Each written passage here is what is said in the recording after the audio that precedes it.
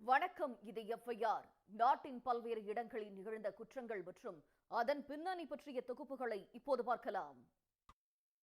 ராம்லீலா நாடகத்தில் ராவணனின் மனைவி மண்டோதரியாக நடிகை பூனம் பாண்டே நடிக்க எதிர்ப்பு கிளம்பியுள்ளது.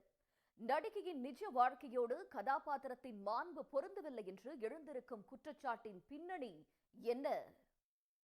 குஜராத்தில் நள்ளிரவில் காருக்குள் பிறந்த நாள் கொண்டாடிய விளம்பரப்பட நடிகர் கொலை செய்யப்பட்டிருக்கும் சம்பவம் பரபரப்பை ஏற்படுத்தியுள்ளது. காதலியின் கண்முன்னே கத்தியால் குத்தி கொன்றுவிட்டு பணம் நகைகளை திருடியது சீரியல் கில்லரா?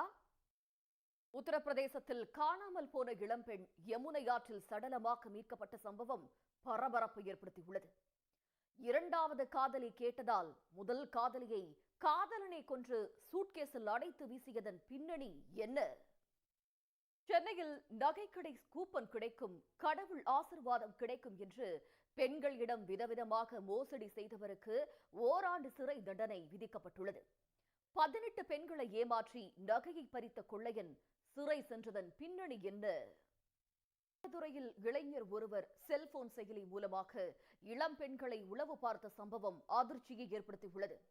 இன்டர்நெட் சென்டருக்கு வரும் பெண்களின் போன்களை ஹேக் செய்து அத்துமீறியவர் கையும் களவுமாக சிக்கியது எப்படி? எஃப்ஐஆரில் தொடர்வது சிறிய இடைவேளை. சீர்காழி அருகே உயிருக்கு பயந்து 6 மாதங்களாக தலைமறைவாக இருந்த இளைஞர் சடலமாக மீட்கப்பட்டுள்ளார். ஆடியோ ஆதாரம் சொல்வதென்ன? துடன் எஃப்ஐஆர் நிறைவு பெறுகிறது. நன்றி, வணக்கம்.